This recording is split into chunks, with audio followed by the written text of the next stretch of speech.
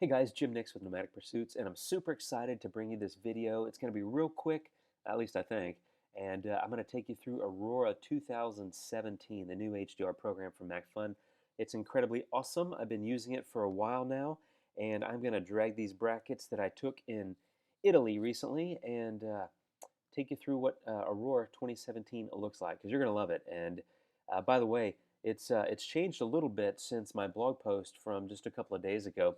Apparently, I had still had the pre-beta sort of version or beta version, and the final version, which I have now, which is this, is slightly different. So sorry, I didn't know, but hey, it is what it is. Okay, so here's the merge dialog. It's different. You used to check everything here, but now you can just check alignment, or you go to additional settings. Here's where you turn on ghost reduction. They have color denoise and chromatic aberration. I'm just going to leave it the way it is. I don't need ghost reduction. This was on a tripod. I'm going to hit Create HDR and hop into Sweet Aurora 2017. So here we go.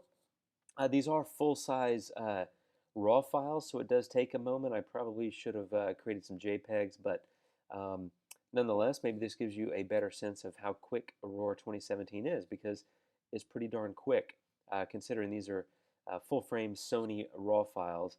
And so here you go. This is a 3 exposure bracket, as you can see up here, and took this at sunset in Florence, Italy. And it's a beautiful town. Anyway, I won't get into all the boring bits of my trip at this moment, but I wanted to show you the interface for Aurora. It's slightly different, it's newer, it's better, and it's cleaner. And if you notice, there's more space here for the image, which is a huge deal. Here's the kind of the, zoom in and zoom out, and then back to normal.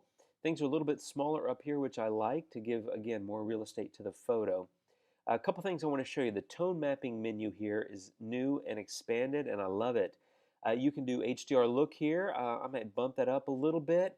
Exposure, contrast, smart tone is pretty cool. It basically, if you drag it to the right, it'll increase, basically the shadows, but it won't mess with the highlights, right? So you notice the dark parts got brighter, but the bright parts did not get affected.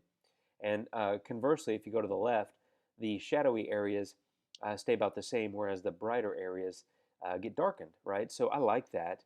I'm going to put it back to where it was, but it's basically Smart Tone to me is like an intelligent version of top and bottom lighting, but it's built into the tone mapping menu. So in the old version, I never used the tone mapping settings because it was like Spectrum and Final Touch and stuff, and the names didn't really mean a lot to me, and so I just kind of ignored it. I didn't really need it, and I don't know that I need it now, but I like having it. So I'll put that back to where it was, but just to give you a quick preview of that.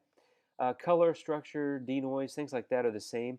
Polarizing filter is a new add here. So as you'll probably imagine, as I slide this to the right, the sky gets darker, right? So the highlights basically get affected, which is a nice addition. I don't shoot with a polarizing filter on my camera, so this comes in pretty handy. Details, glow, those are the same. Top and bottom adjustment. This is expanded considerably, and I love it because I used TBL for short all the time in my in the previous version. But now you've got exposure, contrast, vibrance, and warmth for both top and bottom. So let's say in this image you want to take the exposure down in the sky. You want to warm it up a little bit because it was a kind of a golden hour, and maybe give it a little bit of vibrance, right? But now, the bottom seems a little too dark, so I'm just going to bump the exposure there a little bit, and I'm going to change the shift this way to sort of bring that up. And maybe I want to warm up the bottom a little bit, give it a little bit of vibrance.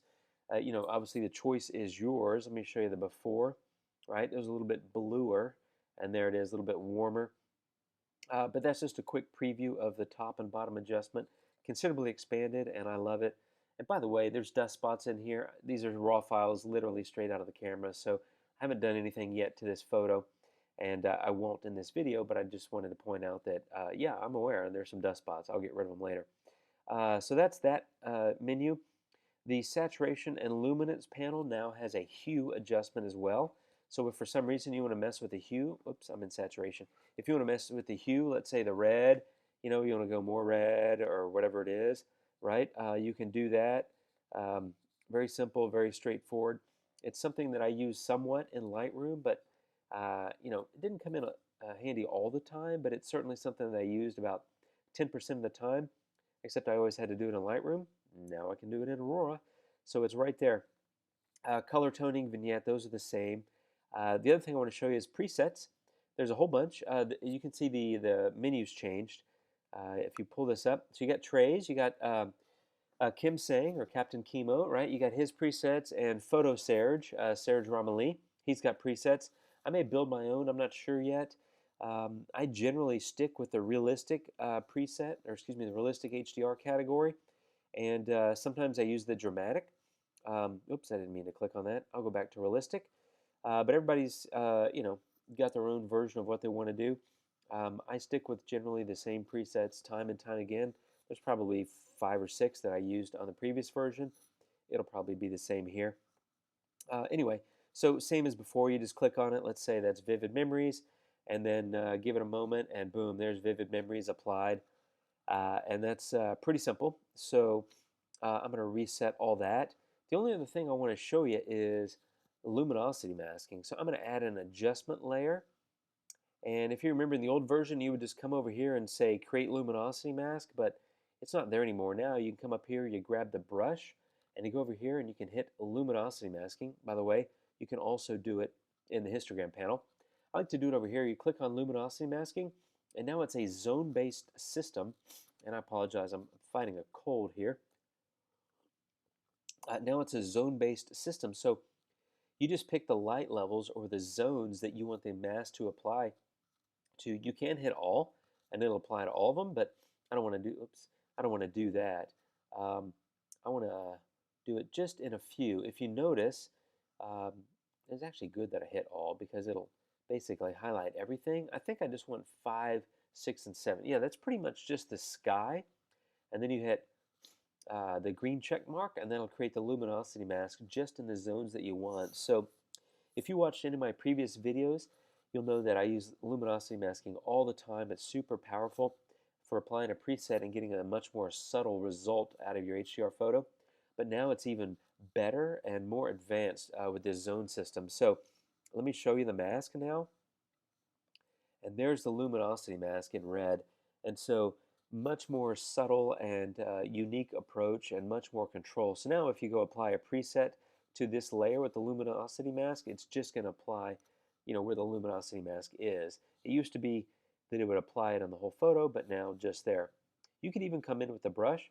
By the way, that's brush and that's eraser. Let's say I want to remove the luminosity mask from some of these areas. I can just go erase it. Look at that, right? So wherever these little marks are down here, where you see the red, I can just go erase the luminosity mask and get rid of it in those spots. So that's probably enough of that example. But that's it. That's luminosity mask, and pretty cool stuff. I'm just going to take that layer out. That's a quick preview. Hopefully it was quick. I'm not really sure how many minutes that's been, but that's a quick preview of Aurora HDR 2017. I'll be back with a lot of videos. I'm working with MacFun to create a bunch of stuff, and it'll be coming your way as soon as it's ready. But I wanted to let you know that this is what the tool looks like. The interface is clean, modern, and awesome, and I believe you're really going to love it. So if you haven't gotten your pre-order in yet, there are pre-order bonuses with a video from Trey and a bunch of other stuff. You can click on my blog. There's a banner on the side there, and also my most recent blog post on nomadicpursuits.com. You can find the information there.